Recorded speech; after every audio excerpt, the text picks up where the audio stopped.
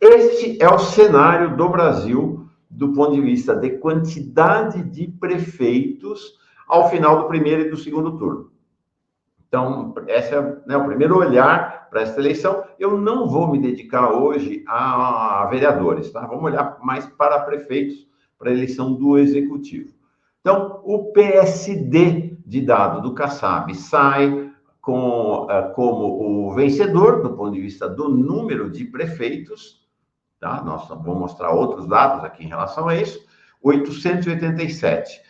O MDB, em segundo lugar, com 854. O PP, com 747. União Brasil, com 584. Então, vocês veem que o Centrão, PSD, MDB, PP e União Brasil são os 4 partidos com maior número de prefeitos. Aí pula o PL, a extrema-direita, e vem o Republicanos, depois com 435. O PL aparece com 516, e aí só então aparece um partido de centro-esquerda, ou de centro, como preferir, o PSB, do Geraldo Alckmin e do João Campos com 309. Aí o PSDB caiu muito, com 274, o PT com 252, cresceu em relação a 2020, a indagação é se esse crescimento é um crescimento que significa uma vitória do PT ou não. Esse debate nós vamos fazer hoje.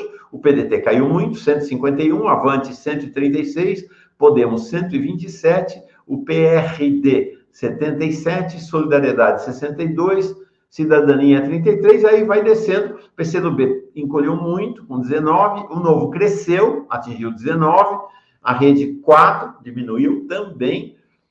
Bom, e aí vem os outros partidos. Uma nota importante é o PSOL. O PSOL não tem nenhuma prefeitura. O PSOL sai muito mal, né?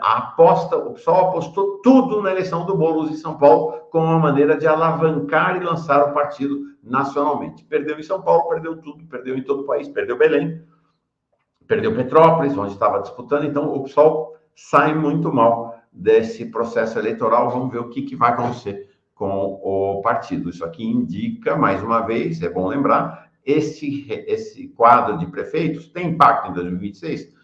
Ao longo da história, as eleições municipais têm um impacto relativamente pequeno, mas tem um impacto grande, né, para a eleição presidencial, para a composição do Congresso Nacional. Então, essa derrota acachapante do PSOL não sinaliza uma boa performance para a eleição de deputados federais e senadores. Vamos ver em relação ao PT também, que cresceu um pouco, se isso significará algum crescimento ou não na composição do Congresso Nacional. Então, esse é o cenário. Não está assim tão diferente. Quem tem a lembrança do primeiro turno, vai lembrar que não teve modificação do cenário macro, tá? Não teve modificação, porque é isso, né? A imensa maioria dos municípios não tem segundo turno, e mesmo naqueles que tem, em vários, já houve decisão lá no primeiro turno. Então, agora vamos olhar. Então, veja que a quantidade é bem menor. Prefeitos eleitos no segundo turno. Então, prefeitos eleitos no segundo turno. Quem elegeu mais? O PSD. Então, veja que interessante. O PSD e o MDB, que são os que lideram o número de prefeitos do país, eles também elegeram mais prefeitos no segundo turno, o que indica que o PSD e o MDB elegeram mais prefeitos em cidades que tiveram segundo turno, então nos centros políticos do país. Vitória importante. Na sequência, o PL que tinha ficado atrás do União Brasil e do PP, ele está em terceiro lugar na eleição de prefeitos no segundo turno, com 6, o Podemos 5, União Brasil 4, Podemos um partido aí da direita, não, mas tem gente de extrema direita. É uma dificuldade essa análise. É uma dificuldade, porque se olha lá, o PSD, tem gente de extrema direita. Não tem gente de esquerda, mas tem gente de direita tradicional, de centro-direita, e tem gente de extrema direita. Então, o recorte da análise não é um recorte simples, né? O MDB, 7. Bom, elegeu o Nunes e elegeu o Melo. Elegeu também lá o Igor Normando. Então, o Igor Normando da direita tradicional, da centro-direita, o Melo e o Nunes da extrema-direita. Então, veja que a realidade da teia partidária brasileira é bastante complexa, né? Bastante complexa. Não dá para fazer análises rasas, não dá. Então, vamos lá, o PP 4, o PT 4 eleitos, prefeitos eleitos nesse segundo turno, Pelotas, Mauá, Fortaleza, mais uma cidade, vou lembrar daqui a pouquinho. Então, Mauá, São Paulo, Pelotas, Rio Grande do Sul, Fortaleza, a única capital em que elegeu. Ah, sim, claro, e Cariacica, na Bahia. Esses são os 4 prefeitos eleitos pelo PT. O PSDB caindo pelas tabelas com 3, mas caindo pelas tabelas, não em Pernambuco, já mostro daqui a pouco. Republicanos com 3, PDT com 2, Avante com 1 e Novo com 1 neste segundo turno. Vamos olhar agora um outro quadro muito interessante, Camaçari, isso mesmo, Camaçari. Né? Foi... Sim, Belém o MDB elegeu. MDB elegeu. É que a diferença... Sim, Camaçari, obrigado, gente. Ah, eu falei Camaçari. Falei Cariacica de novo, nossa senhora, ficou um negócio... entrou na cabeça. É Camaçari, evidentemente, na Bahia, que se elegeu lá o Luiz Caetano, o nome tradicional do PT. Em Belém foi o MDB, como em São Paulo e como no Rio Grande do Sul, como em Porto Alegre. Mas vejam como é complexa a análise, né? O MDB de Belém é um MDB da direita tradicional, da centro-direita. O MDB de São Paulo e de Porto Alegre é da extrema-direita, né? Então, gente, obrigado aí pela correção, tá? Todo mundo me corrigindo aqui, eu pensando Camaçari e falando Cariacica de novo, desculpa, tá corrigido. Obrigado, gente. Então, olha, vamos ver agora nas capitais. Importante, né? As capitais são um grande centro. Ele está dizendo lá que eu estou querendo ir, o Emerson, é isso mesmo, estou querendo ir para Cariacica conhecer o Congo, acho que é isso mesmo, está na minha cabeça a ideia de visitar Cariacica.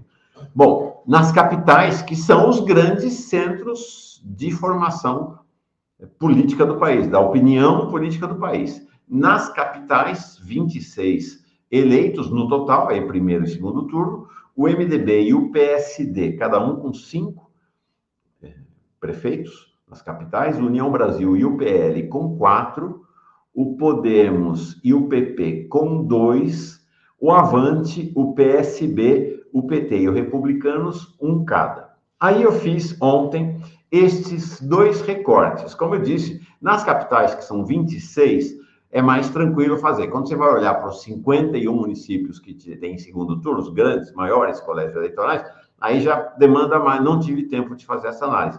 Qual é a análise? É olhar para, além das legendas, é ver de fato a orientação política de cada prefeito. Né? Porque, como eu disse, tem lá MDB, tem MDB de direita, de centro-direita e de extrema-direita. Então, o que eu fiz ontem foi tentar identificar em cada uma dessas capitais a que corrente político-ideológica, para além do seu partido político, cada prefeito ou prefeita pertence. Então, o cenário é um cenário, né, para quem está falando de derrota da extrema-direita, acho melhor tomar cuidado.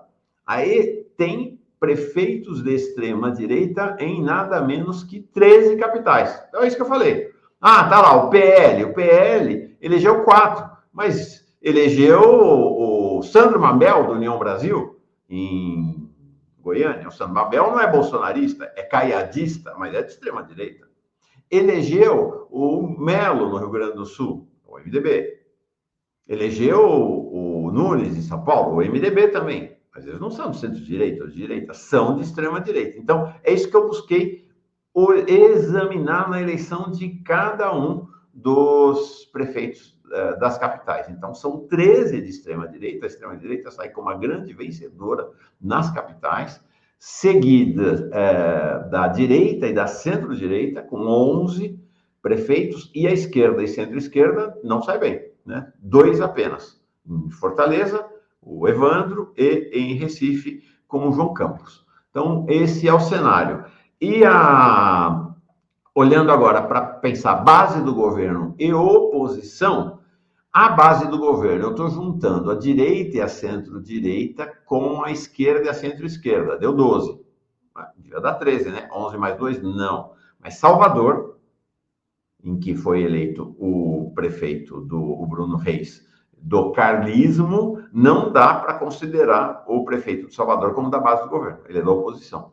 Então, vocês veem que você tem 14 prefeitos da oposição e 12 prefeitos da base do governo. É claro, é lógico que tem uma dinâmica de relação desses prefeitos com o governo federal que é diferente da dinâmica que os deputados federais têm, né, que é a oposição, né, da base da oposição, que é a oposição radical, tal. Os prefeitos vão administrando, porque todos eles estão de olho no dinheiro do governo federal também. Então, o fato de ser da base da oposição não quer dizer que esses prefeitos terão o mesmo comportamento que os deputados federais da oposição, mas é de onde eles são, né? Essa é o movimento político que está acontecendo. Então, o que dá para olhar para além dos partidos é que a extrema-direita sai vitoriosa, a esquerda e a centro-esquerda nas capitais, né,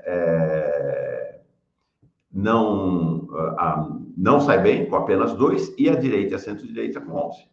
Né? Então, se a gente olhar para o país, num total de 26 capitais, entre a extrema-direita, a centro-direita e a direita, nós temos, das 26, 24 capitais. É um cenário bastante complicado mesmo.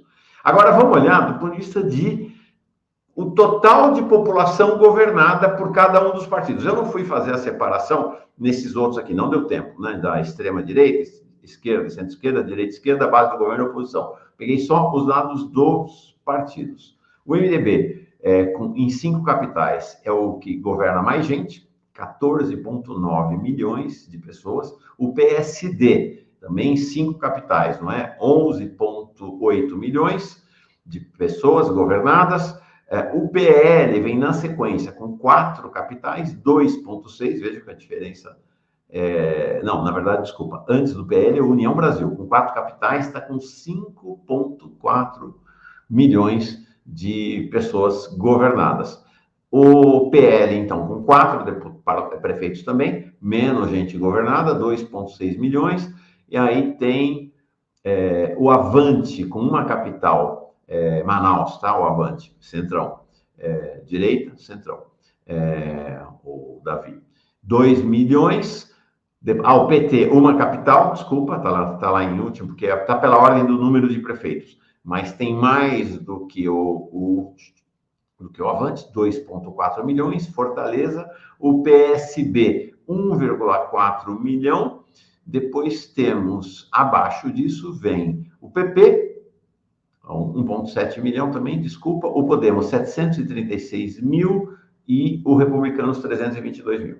Tá? Esse é o cenário. Então, quer dizer, quem está, de fato, governando as maiores massas populacionais nas capitais, o MDB e o PSD, 14,9 milhões, MDB, 11,8 milhões o PSD.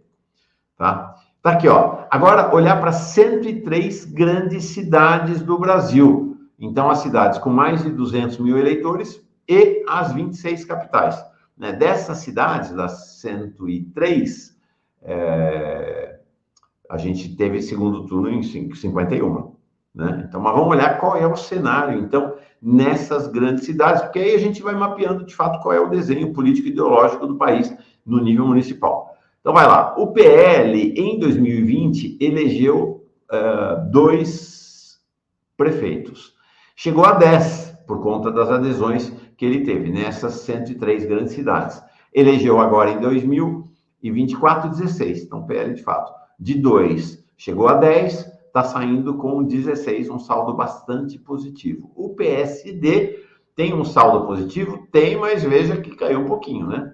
O PSD elegeu 11 em 2020, chegou a 17 ao longo desses 4 anos e está saindo da eleição com 15 prefeitos nas 103 maiores grandes cidades do país. O União Brasil elegeu 12, perdeu, ficou com 9 e agora sai com 14. Cresceu também, um crescimento relevante. O MDB elegeu 17, chegou na eleição com 11 por conta das perdas de prefeitos filiados, sai com 12. O PP elegeu 8 em 2020, chegou a 11, está saindo com 11 agora. Republicanos, 4, chegou a 9, está saindo com 8. Podemos elegeu 8 em 2020, ficou com 5, perdeu 3, e agora sai com 8. Volta aos mesmos 8 que tinha eleito em 2020. O PT elegeu 4 em 2020, chegou a 5 ao longo desses últimos 4 anos, sai com 6, praticamente igual. O PSDB, esse é o grande derrotado. O PSDB elegeu 17 em 2020, chegou a 10 nas eleições, perdeu 7 durante os 4 anos e sai com apenas 5. E o PSB, em que conte algumas vitórias relevantes, do ponto de vista da quantidade de prefeitos nas grandes cidades, não saiu bem, né? Ele tinha eleito 4 em 2020, chegou a 5 com uma filiação e sai com 2. Então, veja o cenário, realmente um cenário nas grandes cidades do país de hegemonia da direita com a extrema-direita. Vamos lá, vitórias de Bolsonaro e Lula, né? Ambos apostaram numa polarização entre eles. Então, vamos ver qual é o cenário. Onde cada um venceu. Bolsonaro venceu em São Paulo. Vai dizer, não, ele não venceu em São Paulo, porque ele não fez muita campanha, tal, mas era o candidato dele, né? Era o candidato do PL, era o candidato dele em São Paulo. Veio no segundo turno, quem vai dizer, o Lula ficou discreto numa série de capitais, mas eram candidatos do campo lulista, vamos dizer assim. Então, vitórias do Bolsonaro: São Paulo, Porto Alegre, Cuiabá, Campo Grande, Natal, Diadema e Guarulhos. Vitórias do presidente Lula: Fortaleza, Belém. Então, estou botando Belém como vitória do presidente Lula, do MDB. Estou botando São Paulo como vitória do Bolsonaro, também do MDB. Então, essa necessidade de fazer análise do recorte, tá? Vitórias do presidente Lula, então. Fortaleza com o PT, depois Belém com o MDB, Belo Horizonte com o PSD, Niterói com o PDT, Camaçari com o PT, Mauá com o PT e Pelotas com o PT. Agora, as derrotas de cada um. Então, mais uma vez, a ideia da polarização Lula-Bolsonaro, que ambos esperavam, não foi bem assim, né? O que a gente teve uma polarização, né, entre direita, extrema-direita e a direita, centrão,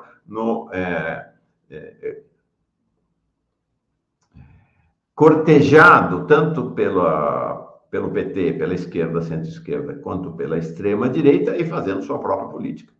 Derrotas de Jair Bolsonaro: Belo Horizonte, com Engler, Fortaleza, Manaus, Goiânia, João Pessoa, Belém, Porto Velho, Palma, Santarém, Niterói e Santos. Eu botei interrogação em Curitiba, porque o Bolsonaro apoiou de maneira explícita a Cristina Graeme em Curitiba, do Partido da Mulher Brasileira, e não apoiou o Eduardo Pimentel, porque o Eduardo Pimentel, que ganhou a eleição, era o candidato do Ratinho, portanto, do Kassab. O Bolsonaro está rompido com o Kassab, e do Greca. Então, ele apoiou. Mas, olha que interessante, por outro lado, o vice do Eduardo Pimentel é um do PL, bolsonarista raiz. É interessante, né? A política brasileira não é para amadores. O vice do Eduardo Pimentel é o Paulo Martins, que foi o candidato do PL ao Senado e acabou perdendo para o Moro na reta final, na eleição passada, né? Mas ele é desse campo bolsonarista. Então, Curitiba é uma meia derrota para o Bolsonaro. Derrotas do presidente Lula: São Paulo, Porto Alegre, Natal, Cuiabá, Diadema, Santa Maria e Olinda.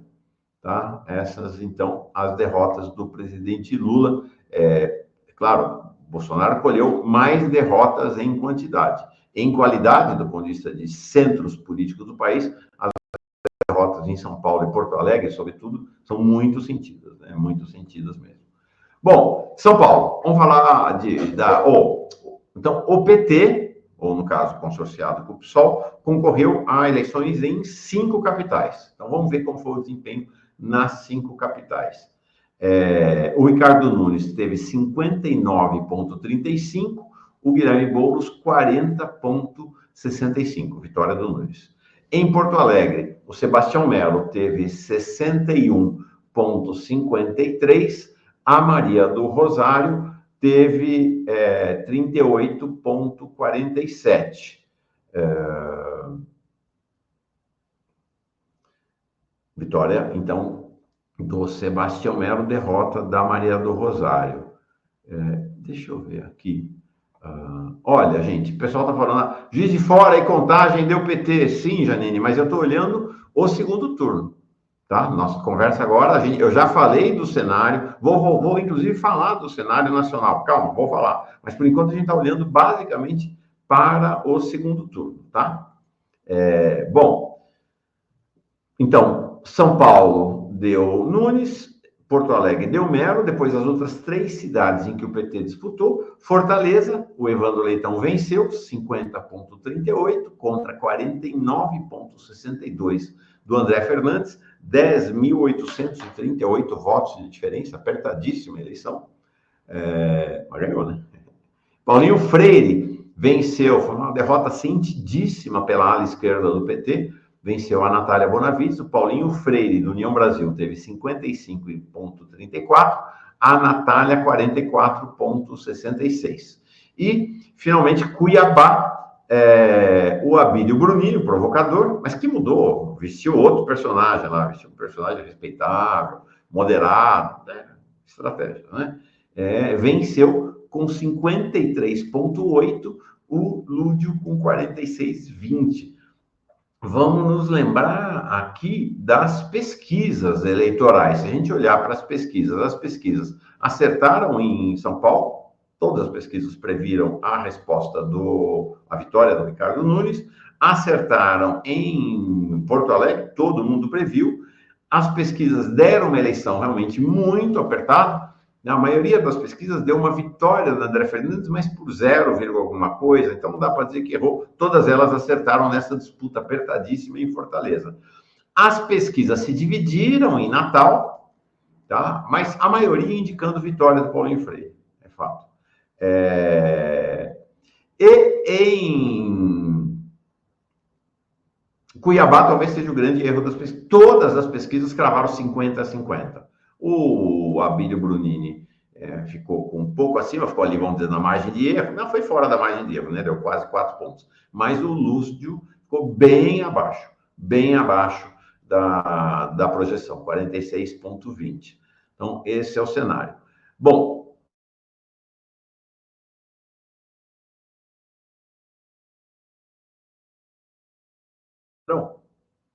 porque dentro desses partidos do Centrão está cheio de extrema-direita, como eu falei. Né?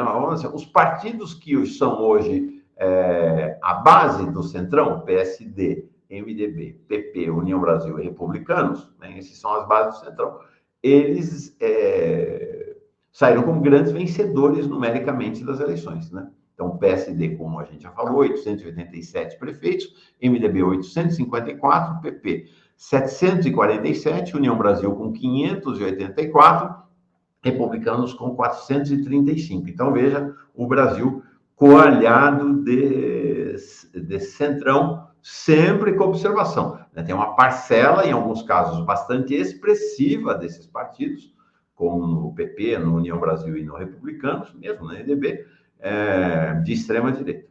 Tá? Vamos ver o Brasil do PT. Não está muito diferente do quadro do primeiro turno, né? Não está muito diferente, né? O PT, assim como no primeiro turno, sai com uma cara parecida. Ele está presente, de fato, no Piauí, no Ceará, na Bahia, no norte de Minas e no sul do Rio Grande do Sul. Né? Esse não teve uma mudança expressiva nessa presença do PT do primeiro para o segundo turno. Vamos olhar o PSB. O PSB elegeu mais prefeitos que o PT. O PSB, então, com muita concentração. Então, Ceará, PT e PSB disputando a hegemonia.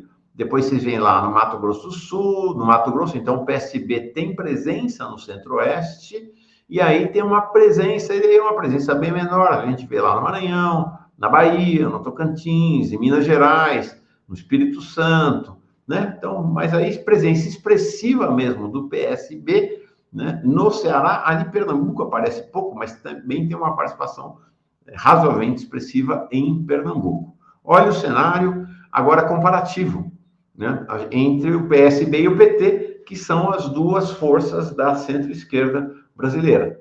Então, o PSB teve 309 eleitos, o PT 252 prefeitos. Cada um tem uma capital, Fortaleza e Recife.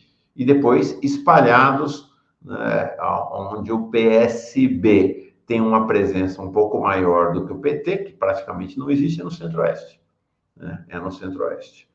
Vamos ver agora como é que é o cenário da extrema-direita, PL mais Novo. Então, a cor não favorece muito, né, desse mapa, mas a gente tem presença grande no Centro-Oeste, vocês veem lá, né, uma parte do Norte, Centro-Oeste, então, Roraima, Mato Grosso, Goiás, Mato Grosso do Sul, uma presença relativamente grande em Minas Gerais, São Paulo, Paraná, Santa Catarina e Rio Grande do Sul, e uma presença mais rarefeita no Nordeste, exceto o Maranhão. Né? No Maranhão, com uma presença um pouco maior. Esse é o cenário, então, do PL com o novo das duas legendas que são caracterizadamente de extrema-direita. Mas importante também dizer, no PL é extrema-direita cada vez mais, mas tem centrão também no PL, né? Portanto, tem direita também no PL. O PL não é todo da extrema-direita. Cenário em São Paulo. Aí o cenário de São Paulo, o PT, muito ruim mesmo. É o berço do PT. Né? O PT tinha eleito 3 prefeituras no primeiro turno, agora 4 apenas. O PSD passa a ser o novo PSDB de São Paulo. O PSD do Kassab é o PSDB, que foi o PSDB do Mário Covas, do Fernando Henrique Cardoso, do Alckmin, do Dória.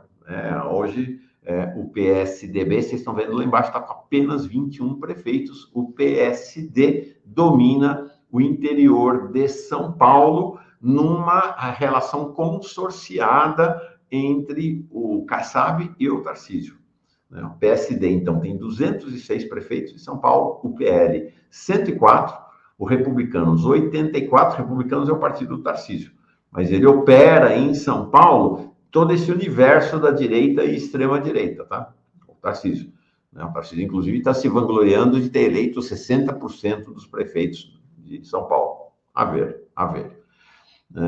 Aí a gente tem o PP com 40, depois o Republicanos com 84, o MDB com 66, o PP com 47, União Brasil com 34, Podemos com 31, o PSDB com 21, PSB do Alckmin em São Paulo, né, com 9, Cidadania 5, Novo 5, Solidariedade 4, PDT 4, PT 4 apenas, PSOL nenhum.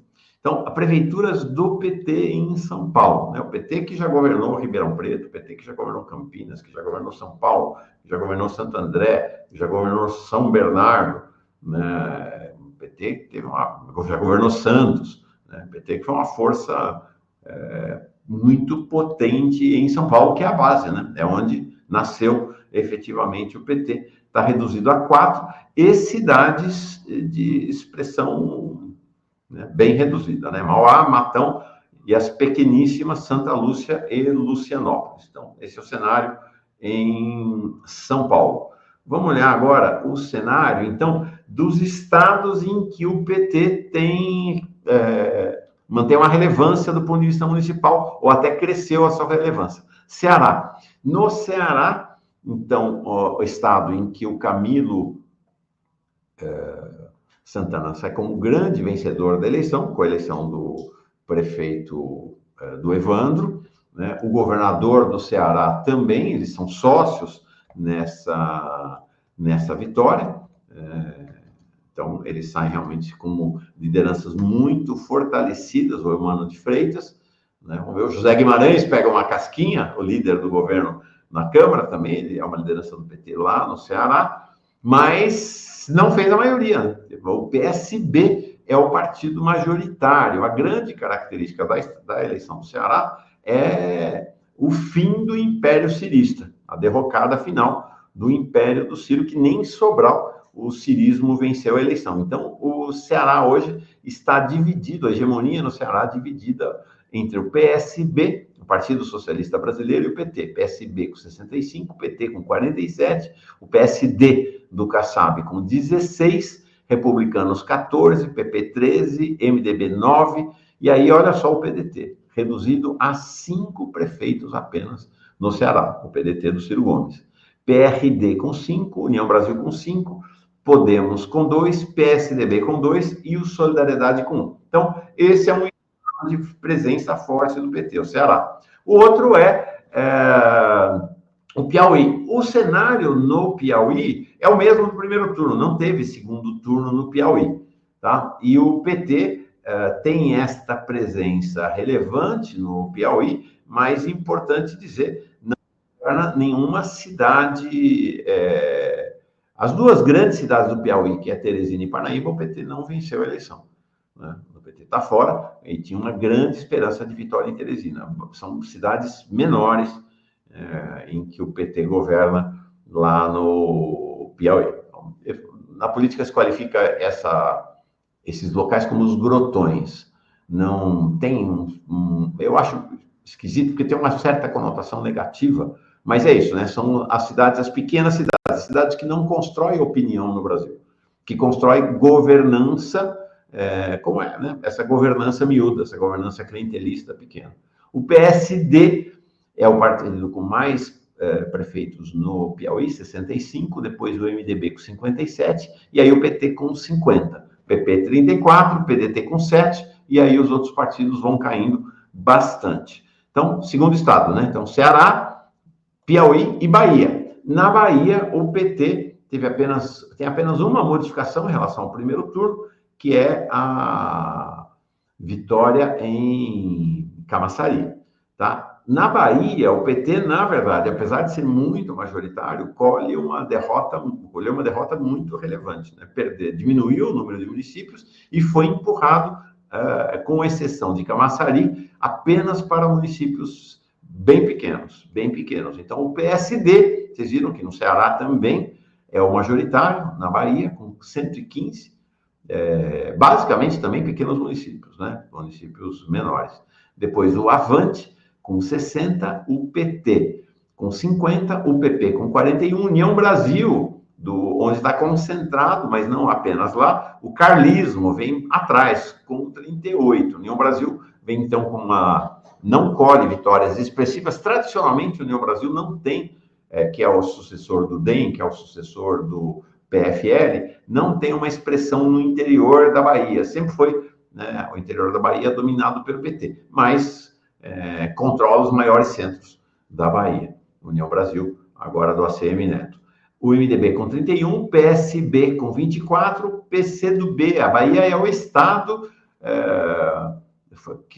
Bahia e Maranhão, enquanto Flávio Dino era do PCdoB, eram os dois estados de maior presença do PCdoB. São Paulo chegou a ter também alguma relevância.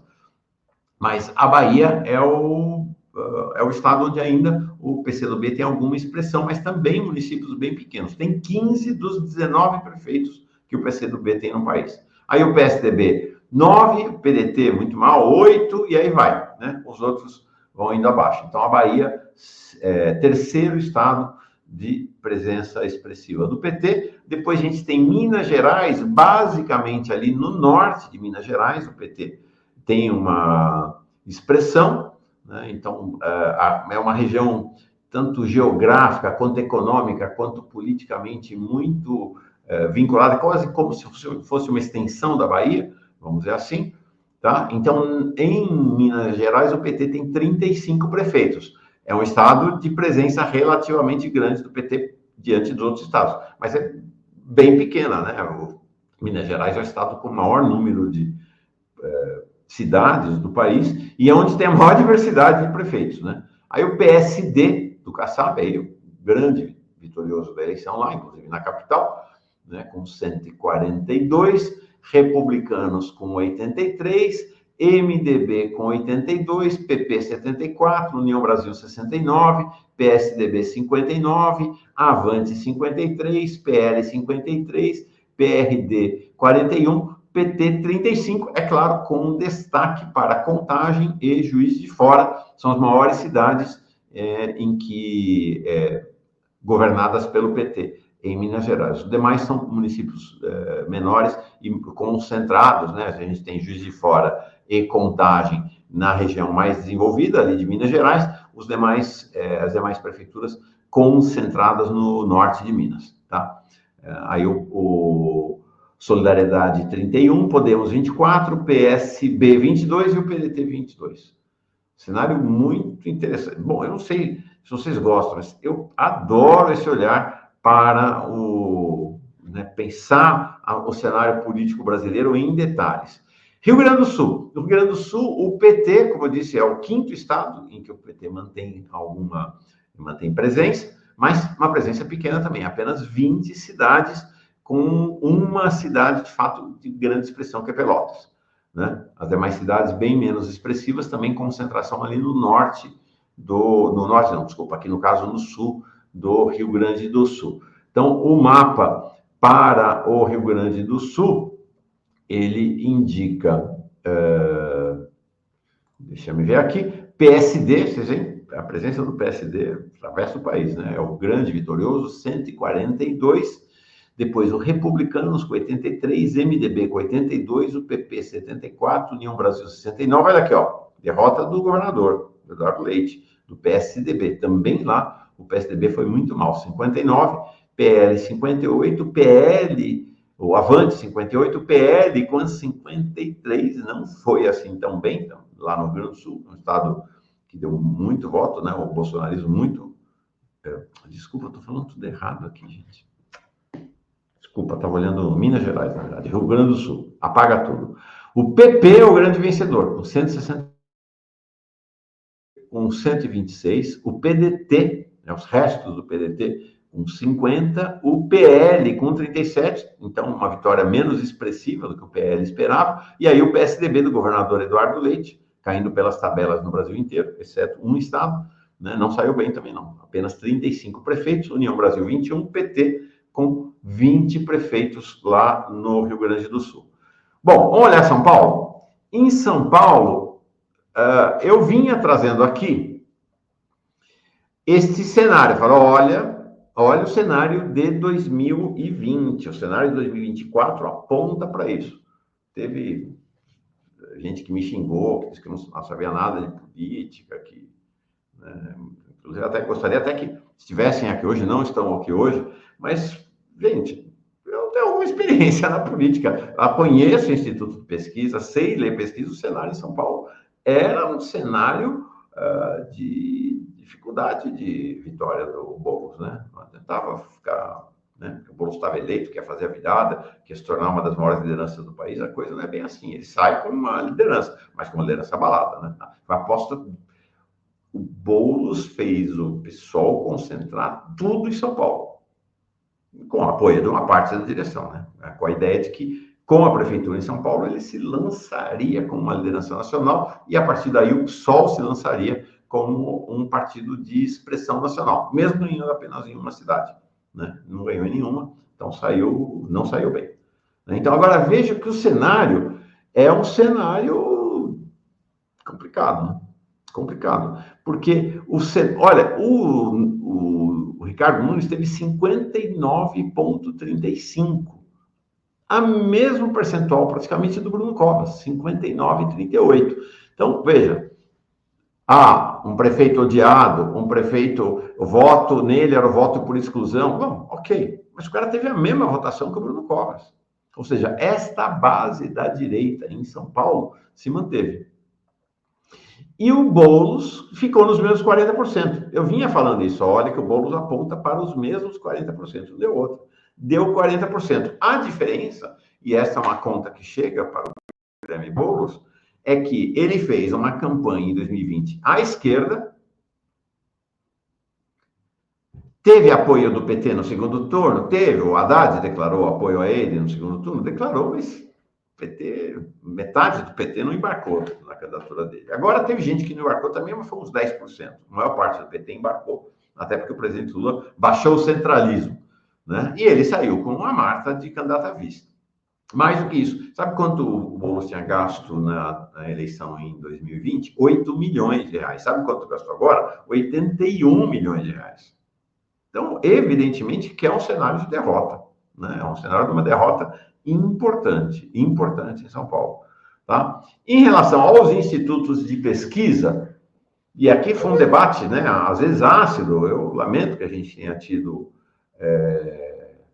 esse debate em tom às vezes ácido aqui, porque eu falei, ó, tem que olhar para os institutos de pesquisa, né? Teve ataques ao Datafolha, eu falo, ó, eu trabalhei na Folha, conheço o Datafolha, não tem essa coisa de fazer um acerto político lá, nenhum desses eles vivem disso, gente, eles não fazem acerto para favorecer um ou outro candidato, não existe, pode errar, todo mundo pode errar, mas o indicativo que a gente vinha tendo na sequência de pesquisas é que não estava errado. E olha aqui, teve um instituto que acertou na mosca em São Paulo, que foi o Instituto Futura. A gente mostrou isso aqui. Mostrei no sábado, né? As pesquisas...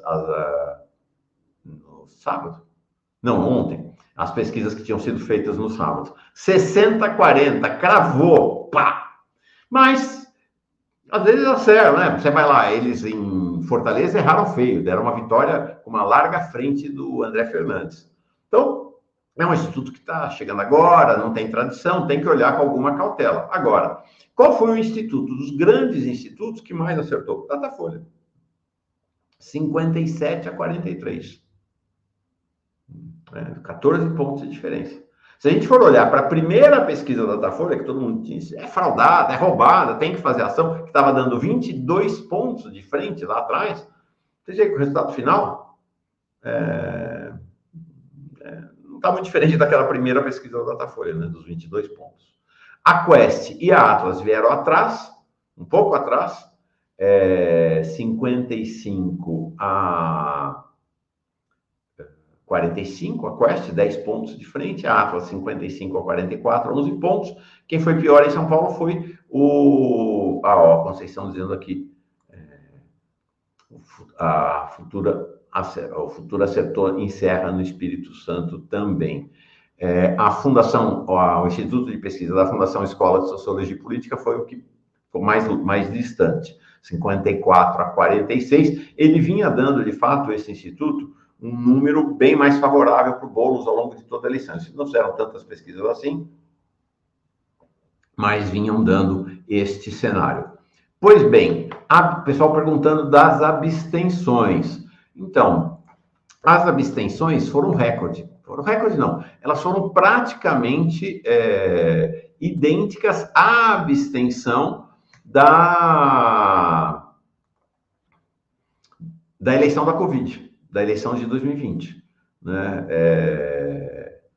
Realmente foi muito, muito, muito forte. Né? Muito, muito impactante. Deixa eu ver aqui os números exatos. Eu tinha separado aqui. E aí, no fechamento, acabei tirando, mas realmente é importante esse tema da abstenção. Inclusive porque também foi alguma coisa que houve um equívoco de avaliação da direção da campanha do Boulos. Né? A ideia de que tinha que a abstenção, a ausência de eleitores, favoreceria o Boulos. Não favoreceu, né? A gente teve uma das abstenções mais altas e o Nunes ganhou por 60-40, quase, né? Praticamente. Então, a gente olhar a abstenção, olha, nós tivemos 31,54 de abstenção. Então, não foram votar 2.940.000 eleitores. Praticamente o mesmo número da eleição de 2020 na pandemia, mas aí tinha a pandemia, né? O que a gente vê realmente é que você tem, por um lado, uma crescente alienação desse processo político eleitoral institucional. A população está de saco cheio. Está descrendo cada vez mais das eleições como um instrumento de fazer valer sua vontade. Isso é evidente, é patente. Né? Não é à toa que a extrema-direita, que se coloca como antissistema, não para de crescer. Né? Não para de crescer. Então, se a gente for somar os eleitores que não foram votar mais os brancos e os nulos, dá 38,67. 3.600.000 eleitores. 3.600.000 eleitores. É mais do que o Boulos, muito mais. O Boulos teve, olha aqui, 2.300.000, mas é mais que o Nunes também. 3.393.000. Então, quem venceu a eleição foi abstenção, nulo e branco. Em Porto Alegre é a mesma coisa. Em Porto Alegre foi a mesma coisa. Então, isso mostra, tem algo a nos dizer sobre a crise da democracia. Sobre a crise da democracia. Bom, quanto ao cenário da eleição em São Paulo, né? De fato, teve o Boulos regrediu em relação ao primeiro turno. Então, veja, no primeiro turno, a gente tem tudo que é verde é o Nunes, tudo que é azul claro é o Marçal e tudo que é roxo é o Boulos. Então, vejam bem, né? Todo o eleitorado do Marçal foi para o Nunes. Quase todo o eleitorado, de fato, aquela ideia de que só 10% iria para o Boulos não deu...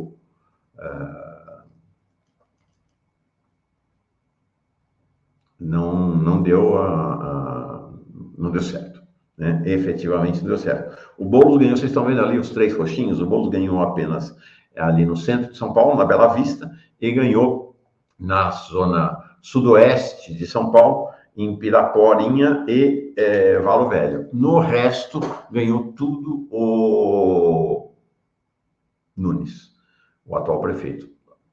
A Zona Sul é dele, né? A Zona Sul... Inclusive, essa é uma questão, né? A Marta entrou para levar a Zona Sul para a campanha do Boulos. Não deu certo. A estratégia efetivamente não deu certo. E se a gente olhar o cenário do segundo turno, em São Paulo versus o segundo turno em 2020, em que pese a votação ter sido praticamente a mesma, 40%, o Boulos perdeu muito, né? Porque olha lá, toda a Zona Sul foi perdida. A Zona Sul... praticamente toda a Zona Sul. Só aquele cantinho mais acima, acima e à esquerda, que ficou com ele, né? Que é Piraporinha e Valo Velho. O resto que ele tinha ganho, ele perdeu. Perdeu tudo para o Nunes, né? E aí na Zona Leste perdeu tudo, né? Perdeu tudo na Zona Leste. Gilberto Cruvinel pergunta aqui... quem ganhou em Jaguarão, Rio Grande do Sul? Sei lá quem ganhou em Jaguarão, Rio Grande do Sul, mas vamos ver aqui. Quem ganhou em Jaguarão, Rio Grande do Sul? Deixa eu ver.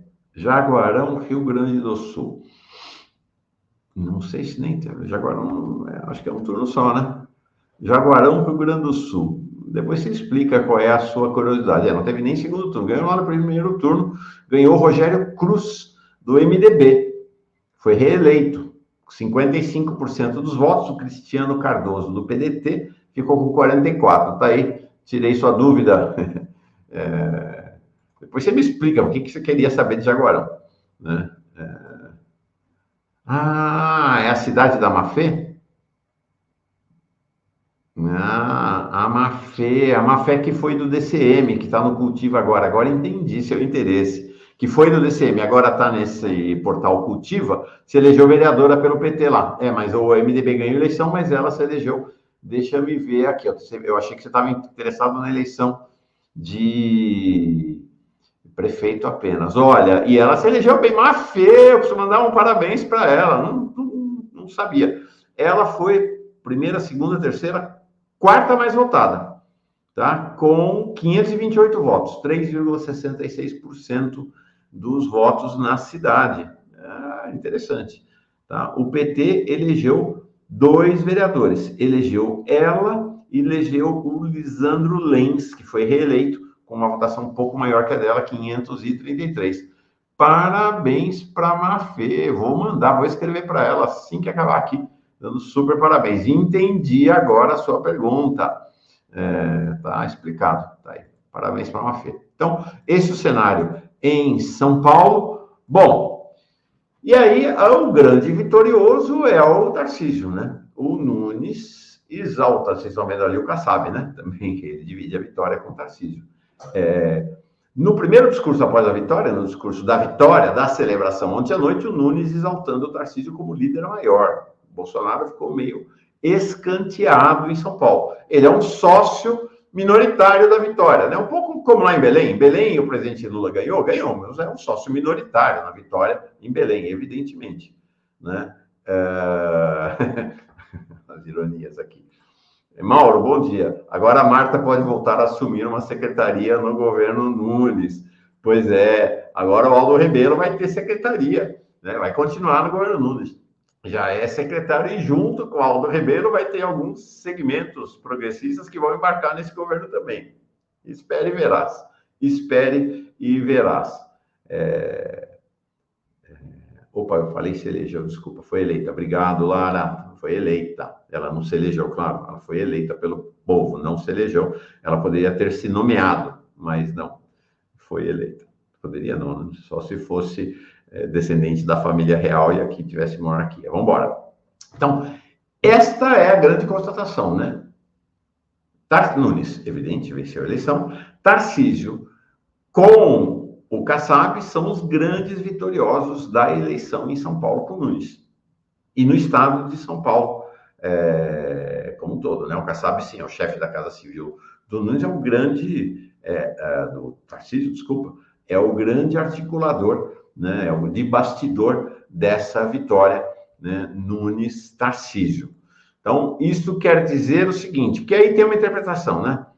Que a extrema-direita está saindo derrotada da eleição. Eu mostrei que os números indicam claramente que a extrema-direita não está saindo derrotada. A extrema-direita está saindo dividida dessa eleição. Sim e não.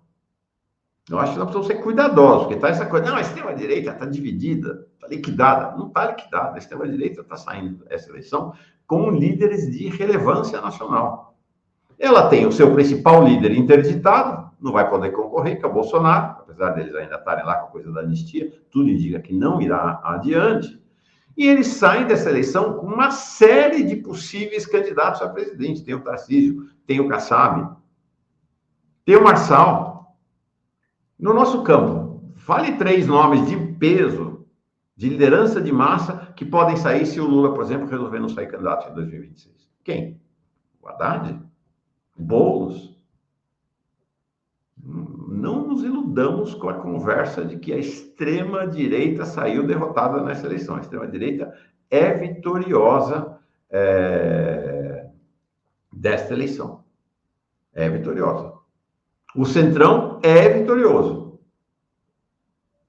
A esquerda e a centro-esquerda, vamos conversar sobre isso, né? Vamos conversar sobre isso. Então, tá aí, né? O Marçal é um caso. O cara perdeu a eleição e saiu vitorioso. Será que o Boulos perdeu a eleição e saiu vitorioso? Eu não sei, acho que isso é uma indagação, para fazer, inclusive, para o pessoal do PSOL, né? A Gisele diz aqui, teria o Dino, né? Para ser essa liderança, mas foi lá para o STF, né? Saiu do centro da conjuntura. O Pablo Marçal sai como vitorioso nessa eleição. Inclusive, essa é uma questão para a gente conversar. Esta live do Boulos com o Marçal, que muita gente, né, defendeu por conta de um pragmatismo radical, não rendeu nada para o Boulos. E ele ainda deu palco para o Marçal lançar a candidatura dele a presidente. E ainda topou dialogar, porque uma coisa é debater na campanha eleitoral. Topou dialogar com um cara que tinha apresentado aquele laudo falso. Nós tivemos 2 grandes crimes nessa eleição em São Paulo. O laudo falso, no primeiro turno, e essa história do PCC agora, com o Tarcísio. O Boulos vai topar agora sentar e fazer uma live junto com o Tarcísio para debater o cenário nacional? Gente, é uma regra básica, como fascista não se senta para dialogar, você confronta com o fascista, né? Essa foi sei não. Nós vamos voltar a falar sobre esse assunto com o Edgar Pettino daqui a pouquinho.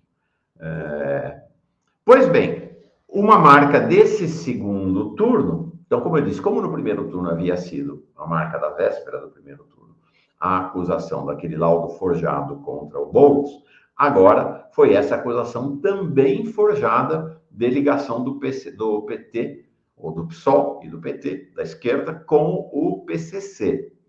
Né? O Tarcísio, depois deu uma entrevista de manhã, ontem, né, anunciando que a inteligência tinha captado orientação do PCC para voto em Boulos e na Marta. Eu li os textos, são 3 bilhetes que teriam saído das prisões com essa orientação. São bilhetes evidentemente forjados. São bilhetes feitos, porque é tudo igual ao texto dos bilhetes. Alguém, Ctrl+C, Ctrl+V, alguém ditou os bilhetes para quem escreveu lá na cadeia. E é importante ter em mente o seguinte, como é que essa armação foi feita? Essa armação foi feita na Secretaria de Administração Penitenciária de São Paulo, a SAP, que é o secretário de Administração Penitenciária de São Paulo, é um coronel da PM, que é, o nome dele eu vou dar para vocês, deixa eu ver se eu tenho a foto aqui,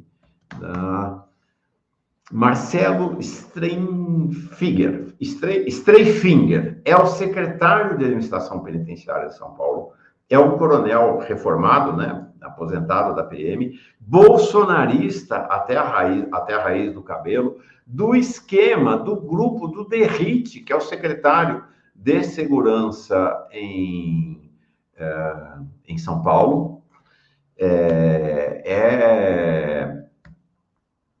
Uma evidente armação, mas uma armação assim, quer ver? Onde está esse? Eu não tenho nenhuma foto dele com o Derrite. Não, de fato, não tem uma foto dele com o Derrite. Tá? Derrite, todo mundo sabe, é o secretário de Segurança de São Paulo.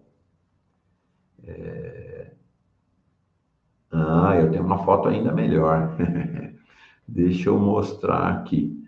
Tá aqui, ó. Olha só. Tá inclusive com o José Mário Sarrubo, né, que agora é o secretário de Segurança Pública do Ministério da Justiça. Olha essa foto aqui. Este é o sujeito que armou. Olha que foto interessante e ao mesmo tempo impressionante. Ontem eu fiz pesquisa e não achei esta foto. Agora está aqui. Deixa eu botar na tela. Olha, deixa eu aumentar. Cortar. Não aumenta mais do que isso. Ó, tá aqui. É este da esquerda aqui, da extrema esquerda. Este é o secretário de Administração Penitenciária de São Paulo, tá? O coronel Marcelo Streifinger, tá? Ele é o secretário de Segurança. Ao lado de quem que ele está? Do Derrite. Olha ao lado de quem o Derrite está? Do governador de São Paulo. E depois o Mário Sarrubo, que era, na época, o corregedor-geral de Justiça, procurador-geral de Justiça de São Paulo, agora é o secretário nacional de Segurança Pública do governo Lula, do Lewandowski, né, que ontem, inclusive, falou que não tinha notícia nenhuma desta história do PCC. Então, é uma armação evidente do Tarcísio. Aí, o que acontece? O que vale a pena registrar em relação a isso? Vocês viram, todo mundo viu a vitória, 60-40, uma vitória com folga do Nunes. Precisava? Não precisava. Eles não iam deixar de ganhar a eleição, eles tinham tracking, eles sabiam que tinham ganho a eleição naquele momento, sabiam. Mas acho que o Gilberto Cruvinel dizendo aqui, Jaguarão é a terra da má-fé. Sim, falei aqui, né? Já tínhamos, obrigado. Não havia necessidade, pensando pragmaticamente, de fazer isso para ganhar a eleição, estava com a eleição ganha. A sensação que eu tenho é que é um negócio genético na extrema-direita. É um negócio genético, precisa. Entendeu? Precisa fazer. mesma coisa, o Marçal, se não tivesse cometido aquele ato, talvez fosse o segundo turno, fosse entre ele e o Nunes. Muito provavelmente o Marçal deixou de estar no segundo turno por ter apresentado aquela denúncia forjada contra o Boulos, que teve um impacto muito maior, né? Foi feita antes, inclusive, então, na véspera. Então, teve um impacto maior, foi um negócio assim, né? Foi desmontado rapidamente. Aqui foi no dia da eleição.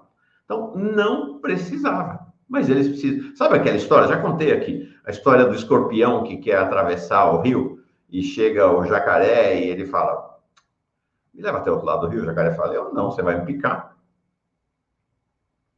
E aí o escorpião diz: não, jamais. Como é que eu vou picar? Se eu vou morrer junto? Não. E aí vai: não, não vou, porque né, eu quero chegar do lado de lá, preciso chegar do lado de lá, tem uma conversa para fazer do lado de lá, sei lá. E aí o jacaré fala: então tá bom, então vamos. Aí chega no meio do rio, ele pica o jacaré. Por quê? Ah, não era o jacaré, era o sapo, tá bom. Tem a versão do jacaré e do sapo, né? Aí chega, pica, e o sapo, ou o jacaré, afunda e morre o escorpião junto. Mas é assim, é da natureza, é genético, o cara não se contém, precisa picar, precisa picar. E é uma lógica, e aí quero voltar naquele tema lá da conversa do... Tá aqui, o jacaré, pronto, a versão prevalecente. Quero voltar nisso aqui, né? A lógica da extrema-direita é morte à esquerda. Morte à esquerda. Essa é a lógica com a qual eles operam. Por isso que é genético. A lógica da esquerda devia ser morte aos fascistas, morte à extrema-direita. E não ficar tomando chá das 5 com eles. Né? Tá bom, gente? A rã, sapo, rã. Obrigado. A rã e o escorpião. Tá ótimo. Então, essa é a lógica. Né? Essa é a lógica. Então, né, a gente viu pelas pesquisas da véspera, né? O cenário já era aquele mesmo. Estava, de fato, definida. Bom, o que acontece? Esta não é a primeira vez que isso acontece. A Grazi Mota dizendo: Mauro, querido, não viu meu superchat. Deixa eu ver, Grazi. Ô, Grazi, não vi mesmo. Tá aqui, ó. Mauro, infelizmente, vemos que o conservadorismo, o antipetismo e principalmente o fenômeno da desinformação foram os grandes vencedores. A luta será enorme ainda. Obrigado, Grazi. Valeu. Ó, nenhum governador de São Paulo, pelo menos em 22 anos, fez isso. Mas é importante dizer que desde 2002, que o PSDB, o Alckmin era o governador de São Paulo, quando isto aconteceu a primeira vez. Tá? Em outubro de 2002, 22 anos atrás, o diretor do DEIC, que é o Departamento Estadual de Investigações Criminais, Godofredo Bittencourt Filho, ele tinha acabado de iniciar a cúpula do PCC no maior inquérito que já existiu, foi o maior inquérito contra o PCC em São Paulo. Naquele momento, quem que estava indo disputar o segundo turno? Geraldo Alckmin e José Genuíno. Aí, o que o governo de São Paulo fez? Vazou para os jornalistas a informação de que o PCC estava apoiando o Genuíno. A mesma história se repetiu depois na eleição do Cláudio Lema e do Rodrigo Garcia. Então, vamos dizer assim, não é inédito esse movimento. O que é inédito é que, pela primeira vez, um governador, ou um candidato, no caso ali era um candidato ao governo do estado, fala isso on the record. Sempre foi um negócio vazado. Agora, o Tarcísio foi na cara dura, né, e assumiu ele on the records. Né? Então, é forte. Vai acontecer alguma coisa? A Carmen, houve protestos do PT, do PSOL, o pessoal já entrou com a ação, o Boulos, corretamente indignado, disse que era um absurdo. A Carmen Lúcia, sobre esse caso, disse que a justiça tem prazo curtíssimo e a resposta será dada. O Cacai ontem disse que, do ponto de vista eleitoral, não vai dar em nada, porque o Cacai ontem já disse que não vê crime eleitoral, porque o Tarcísio não era candidato, então é um crime político. Então, que dificilmente terá efeito eleitoral.